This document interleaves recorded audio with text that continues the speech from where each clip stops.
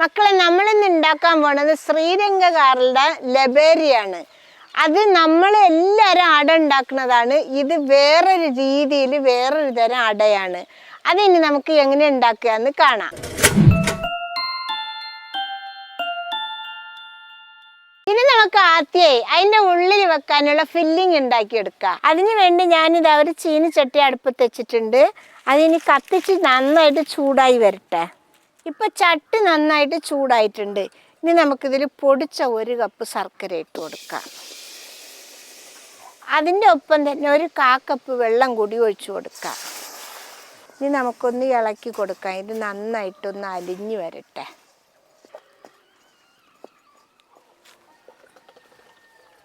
നമ്മുടെ ശർക്കര പാനി ഇത് കണ്ടില്ലേ മക്കളെ, നന്നായിട്ട് തരിയൊന്നുമില്ലാതെ അലിഞ്ഞു വന്നിട്ടുണ്ട്. നമുക്കിതൊന്ന് തരിച്ചിട്ടെടുക്കണം. മക്കളെ, ഇത് തരിക്കണ എന്തിനാ വെച്ചാൽ കരട് എന്തെങ്കിലും ഉണ്ടെങ്കിൽ പോകാൻ വേണ്ടിയിട്ടാണ് കേട്ടോ. ഇനി നമുക്ക് ഈ ചട്ടിയിൽ തന്നെ നമ്മൾ തരിച്ച് വെച്ച ശർക്കര പാനി ഇതിലേക്ക് ഒഴിച്ചു കൊടുക്കാം. ഇനി ഇതൊന്ന് നന്നായിട്ട് ചൂടായി തിളച്ച് വരട്ടെ. വീണ്ടും നമ്മളെ ശർക്കര പാനി നന്നായിട്ട് തിളച്ച് വന്നിട്ടുണ്ട്. ഈ സമയത്ത് നമുക്കിനി ഇതിൽ ഒരു 2 കപ്പ് തേങ്ങ ചിരകിയത് ഇട്ട് കൊടുക്കാം. അതിൻ്റെ കൂടെ തന്നെ കുറച്ച് അണ്ടിപ്പരിപ്പും കൂടി ഇട്ട് കൊടുക്കാം. നമുക്ക് ഇതിൻ്റെ കൂടെ തന്നെ 1/2 ടീസ്പൂൺ ഏലക്കപ്പൊടിയും കൂടി ഇട്ട് കൊടുക്കാം. ഇനി നമുക്കിത് നന്നായിട്ട് മിക്സാക്കി ഒന്ന് ഇളക്കി കുറച്ച് വറ്റിച്ചിട്ടെടുക്കാം. മക്കളെ, ഇങ്ങനെ വെച്ച് കൊടുത്താൽ നമ്മൾ വെക്കുമ്പോൾ ചൂടാവുമ്പോൾ ഒലിച്ച് വരും. വറ്റിച്ച് വെച്ച് കൊടുക്കുകയാണെങ്കിൽ ചൂടാവുമ്പോൾ കറക്റ്റായിരിക്കും കേട്ടോ. ഇത് കണ്ടില്ലേ മക്കളെ, ഇപ്പം നന്നായിട്ട് വെള്ളമൊക്കെ വലിഞ്ഞ് നന്നായിട്ട് വന്നിട്ടുണ്ട്. ഇത് കണ്ടില്ലേ, നീക്കുമ്പോൾ ഒന്നുമില്ല, കണ്ടില്ലേ. ഇനി നമുക്കിത് ഇറക്കി വെക്കാം. ഇനി നമുക്ക് അടുപ്പ് ആവശ്യമുള്ളത് ഇത് വേവിച്ചെടുക്കാൻ മാത്രമാണ്. ഞാനിപ്പോൾ ഒരു ഇഡ്ഡലി പാത്രത്തിൽ ഈ തട്ടും വെച്ചിട്ട് കുറച്ച് വെള്ളം തിളപ്പിക്കാൻ വെച്ചിട്ടുണ്ട്. അപ്പം നമുക്കിത് റെഡിയായി വരുമ്പോൾ വെള്ളം തിളച്ചിട്ടുണ്ടാവും. അപ്പോൾ അടുപ്പത്ത് ഇവിടെ ഇത് ഇരിക്കട്ടെ. ഇനി നമുക്ക് ഇതിലേക്ക് വേണ്ട മാവ് കുഴച്ചെടുക്കാം. അതിന് വേണ്ടി ഞാനൊരു പാത്രത്തിൽ 2 കപ്പ് അരിപ്പൊടി ഇടുകയാണ്. നല്ല നൈസ് അരിപ്പൊടിയാണ് എടുക്കേണ്ടത് കേട്ടോ. അതിൻ്റെ കൂടെ തന്നെ നമുക്ക് അതിന് പാകത്തിനുള്ള ഉപ്പിട്ട് കൊടുക്കാം. ഇനി നമുക്ക് ഈ ഉപ്പ് മാവിൽ എല്ലായിടത്തും പെടുന്നത് പോലെ മിക്സാക്കി എടുക്കാം. നമുക്കിനി ഇതിൽ 1 ടേബിൾ സ്പൂൺ നെയ്യ് ഒഴിച്ചു കൊടുക്കാം. ഇനി നമുക്കിത് നന്നായിട്ട് മിക്സാക്കി എടുക്കാം. ഈ നെയ്യ് എന്തിനാണ് ഒഴിച്ചത് വെച്ചാൽ മാവ് നല്ല സോഫ്റ്റായിട്ട് വരാൻ വേണ്ടിയിട്ടാണ് കേട്ടോ. നെയ്യ് എല്ലായിടത്തും പെടുന്ന രീതിക്ക് കട്ടയൊന്നും ഇല്ലാതെ നമുക്ക് ഇളക്കിയെടുക്കാം. എന്താ മക്കളെ, ഇതേപോലെ നന്നായിട്ട് മിക്സാക്കി എടുത്തിട്ടുണ്ട്, കണ്ടില്ലേ. ഇനി നമുക്ക് വേണ്ടത് ചൂടുള്ള വെള്ളമാണ്. നല്ല ചൂടുള്ള വെള്ളം നമുക്കിതിൽ 1 കപ്പ് ആദ്യം ഒഴിച്ചു കൊടുക്കാം. നമുക്കിത് നന്നായിട്ടൊന്ന് ഇളക്കി കൊടുക്കാം. നമ്മൾ സാധാരണ നൂൽപുട്ടിനൊക്കെ മാവ് കുഴയ്ക്കുമല്ലോ, അതേപോലെ വേണം കുഴച്ചെടുക്കാൻ കേട്ടോ. ഇനി ഇതിൻ്റെ ബാക്കി വെള്ളം കൂടി ഒഴിച്ചു കൊടുക്കാം. ഇനി കുറേശ്ശെ ഒഴിച്ചാൽ മതിയേ. ചില അരിമാവിന് നല്ല വെള്ളം വേണം. ഇത് നമ്മൾ വീട്ടിൽ പൊടിച്ച അരിപ്പൊടിയായ കാരണം വെള്ളം കുറച്ച് മതി. ഞാനിവിടെ എടുത്തിട്ടുള്ളത് നമ്മൾ പത്തിരിക്കും നൂൽപുട്ടിനൊക്കെ എടുക്കുമല്ലോ, ആ പൊടിയാണ് കേട്ടോ. ഇനി ഇതിരുന്നൊന്ന് ചൂടാറട്ടെ, എന്നിട്ട് നമുക്ക് കൈ കൊണ്ട് കുഴച്ചെടുക്കണം. ഇതിപ്പോൾ ചൂടൊക്കെ ആറി ചെറിയ ചൂടിലുണ്ട്. ഇനി നമുക്കിത് കൈ കൊണ്ട് കുഴച്ചെടുക്കാം.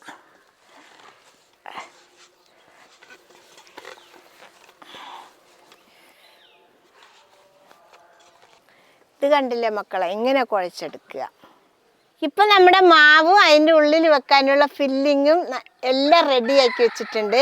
ഇനി നമുക്കതൊന്ന് സെറ്റാക്കി എടുക്കാം. ഇനി ഇത് സെറ്റാക്കി എടുക്കാൻ വേണ്ടത് ഒരു വാഴയുടെ ഇലയാണ്. ആ ഇലയിൽ നമുക്ക് ഇച്ചിരി നെയ്യ് പുരട്ടി കൊടുക്കാം. ഇലയുടെ എല്ലായിടത്തും ആവട്ടെ, അല്ലെങ്കിൽ മാവ് ഇലയിൽ ഒട്ടിപ്പിടിക്കുള്ള. ഇനി നമുക്ക് നമ്മുടെ സേവനാഴിയിൽ മാവ് നിറച്ചെടുക്കുക. ഞാൻ ഇതിന് വേണ്ടി എടുത്തിട്ടുള്ളത് നമ്മൾ നൂൽപുട്ടൊക്കെ ഉണ്ടാക്കുന്ന ചെറിയ ഓട്ടമുള്ള ചില്ലാണ് എടുത്തിട്ടുള്ളത്. ഇനി നമുക്കിതിൽ മാവ് നിറച്ച് കൊടുക്കാം.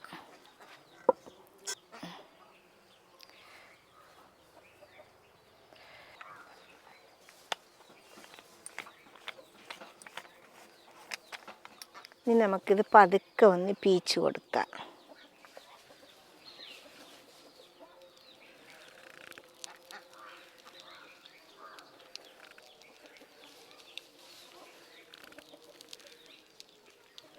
ലേശം കട്ടിയിലും കനത്തിനും വേണം ഇങ്ങനെ പീച്ച് കൊടുക്കാൻ കേട്ടോ. ഇത് കണ്ടില്ലേ, ഇത്ര കട്ടിയിലാണ് ഞാൻ വെച്ചിട്ടുള്ളത്. ഇനി നമുക്കിതിലേക്ക് തേങ്ങയുടെ മിസ് വെച്ച് കൊടുക്കാം. നമ്മൾ ഈ അടയിലൊക്കെ വെക്കുമല്ലോ അതേപോലെ വെച്ച് കൊടുക്കാം. അമർത്തി കൊടുക്കരുത് കേട്ടോ. ഇനി നമുക്കിത് പതുക്കെ ഒന്ന് ഉരുട്ടിയെടുക്കാം. ഇതാ ഇങ്ങനെ കണ്ടില്ലേ.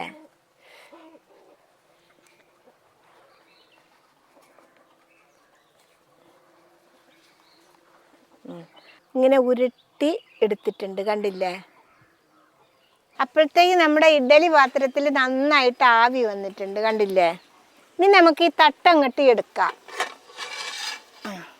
ഞാൻ ഈ പാത്രത്തിൻ്റെ തട്ടിൽ ഒരു വാഴയുടെ ഇല കഷ്ണം വെച്ചിട്ടുണ്ട്.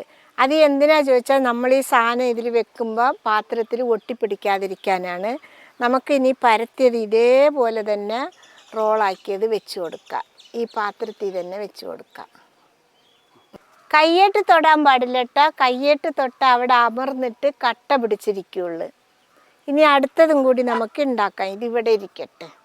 ഇതിലിപ്പോൾ 2 എണ്ണമേ വെക്കാൻ പറ്റുള്ളൂ. ഇനി ഒന്നിച്ച് വെച്ചാൽ ചിലപ്പോൾ രണ്ടും തമ്മിൽ ഒട്ടിപ്പിടിക്കും. അതുകൊണ്ട് ഞാൻ 2ആണ് വെച്ചത്. ഇനി ഇതേപടി എടുത്ത് നമുക്ക് ഇഡ്ഡലി പാത്രത്തിൽ വെച്ച് കൊടുക്കാം. ഇത് വെക്കുമ്പോൾ കൈ നോക്കണം കേട്ടോ. മൂടി വെച്ച് വേവിച്ചെടുക്കാം. മക്കളെ അതവിടെ ഇരുന്നിട്ട് 10 മിനിറ്റ് വെന്ത് വരട്ടെ. മക്കളെ നമ്മുടെ ലവേരിയനെ ഒക്കെ വേവിച്ചെടുത്തിട്ടുണ്ട് കേട്ടോ. അപ്പം ഞാൻ ഇതിൽ ഒരെണ്ണം മുറിച്ച് കാണിച്ചു തരാം.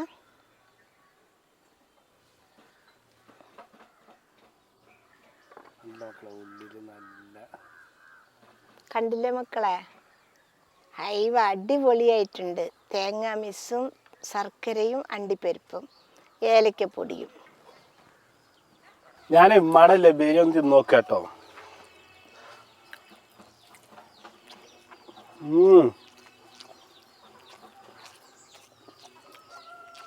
സംഭവം